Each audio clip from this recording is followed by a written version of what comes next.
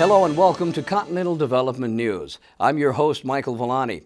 We're speaking with co-founders of Continental East Development, Lydia Persia, who serves as Vice President and Real Estate Broker of CED, and Al Rattan, the President of Continental East Development. CED is a privately held development company with international financial resources. Their real estate acquisitions have varied from uncompleted commercial and medical office buildings, a shopping center, and large residential tract properties. Welcome, Al and Lydia. Al, can you tell us a little bit more about CED? Thank you. Continental East Development really specializes in the turnaround of both large residential tract and commercial properties. And if you recall, in 2012, the Supreme Court sustained Obamacare. And with our past background of development of medical properties, the company in 2013 will be focusing very heavily in the development of medical properties, but particularly as our seniors age and our aging population, the statistics are going crazy. We will be concentrating very heavily in the development of senior housing. Lydia, can you tell us a little bit how you became involved in co-founding Continental East Development? In the early 2008, when the market collapsed, my partner Al Rattan and I, we saw an opportunity. In the early 2009, we started traveling to China, Vietnam, looking for foreign investors. And Lydia, how were you able to use Al's background in raising money in Asia? Al has a long history working with Asian banks. In the mid-'80s, he was working with one of the largest banks of Japan, and that helps to open doors for finding different investors. So Al, how is CED different than all of your competitors, and how are you making money? Continental East Development is quite different than most of our competitors in that we're extremely capitalized. And as a basis of that, we're able to identify distressed assets, purchase them at a deep discount, with our combined management team experience, turn those property around, and our goal is to sell it for a profit. And that seems to be what's happening. It is happening.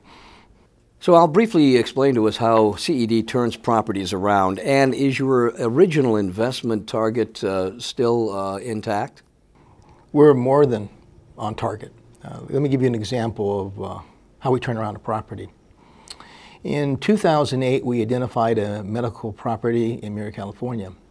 This property got hit during the tremendous down dip of the stock market, ended up almost going into foreclosure. Bank decided to basically accept a proposal of sell us the note. What that allowed us to do is even buy that property at more of a discount. We then, after successfully buying the note from the property, we became the bank. We foreclosed on the property, and then we upgraded the property. Now, one of the real aspects is we liked the location. It was right next to Rancho Springs Medical Center. We felt it was only a matter of time that that property would be the right place at the right time for a medical clinic. And Lydia, our Vice President in charge of leasing, for about a year and a half negotiated with a national tenant called RadNet. And we're very pleased that not only did she successfully negotiate a lease, but RadNet last fall moved into the building, it's occupying it, and it's significantly turned not only the building around, but increased the overall value of that particular portfolio. So Lydia, as I understand it, there are two parts to this building. There's the medical part of the building and the commercial part of this building. How's the leasing going on the commercial end of the property? We like so much this property now as the home at Continental East Development and UCRC Regional Center. Lydia, tell us about the CED's first acquisition in real estate. Like we say in real estate, location is the key component for when you're looking to put a group of investors to invest in a project. You want to make sure this project has a good location. So like, for example, Sweetwater was next to Spencer's Cross, which is a 600 acres master plan community. Sweetwater is 29 acres, 129 residential lots, and the conditions of the property was great. They have all the infrastructure in there. We have all the roads, all the utilities, it was there. Imagine being able to buy this property in such a tremendous discount. At the time when we purchased Sweetwater, the federal government it was putting pressure on the banks to raise some capital. So Lydia, when did you purchase Sweetwater, and then what was your exit strategy to pay off your Asian investors with this? My partner, El Ratan, we convince the investors if they buy the properties for cash, wait 4 years, then we'll sell the properties and make a lot of money. And we was right in the money of the end of March of 2009. We purchased Sweetwater, and in 2012, December of 2012, we sold Sweetwater to Murrieta Homes, which is the 9th largest builder in the U.S. So Al, I know you have an extensive background in building commercial and residential properties yourself. When you purchased Sweetwater, did you have any thoughts about building it out for yourselves? We did. In fact, we studied that particular facet extensively.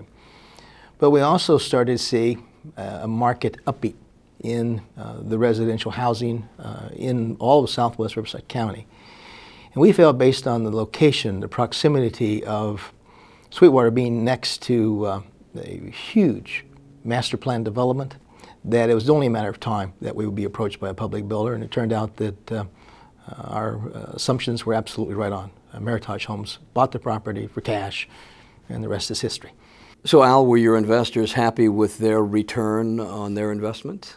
Well, you know, I've had the privilege of being in the development and construction business for over 30 years, but the testimonial when you're dealing with investors is to report, well, we have good news and better news. The good news is we're ahead of target. We were able to sell the property slightly less than 4 years. Second is the return is significant. And here was the most marvelous part of the news is we said, well, what would you want us to do with the money? You know, do you want us to send it home? And the answer came back, no, reinvest it. And that's not a bad testimony. Al, talk to us a little bit about your projections for 2013 and possibly beyond. Well, with Obamacare now on the books, and we're all, I guess, looking forward in 2014 when there's more definitive about reimbursements. But we feel specifically that the scale is wide open for the development of healthcare, such as new medical clinics. Subacute facilities, example is we're staying in a hospital and maybe we shouldn't be staying so long. We're recovering from hip surgery. The subacute becomes a potential environment. And last but not least, the senior housing. And we're moving into senior housing in a very big way. In fact, we've created a new division called Renaissance Villages, and we plan to not only develop, but we will be, based on my training experience in the past of developing senior housing, we will be operating those. And we have 3 properties currently online, one in Murrieta, another one in Moreno Valley. Both those properties were completely entitled. We'll be breaking ground in April in Moreno Valley, right behind that Murrieta. And we're moving heavily into Indio. We took down that particular site, which is right next to Dale Webb in Indio.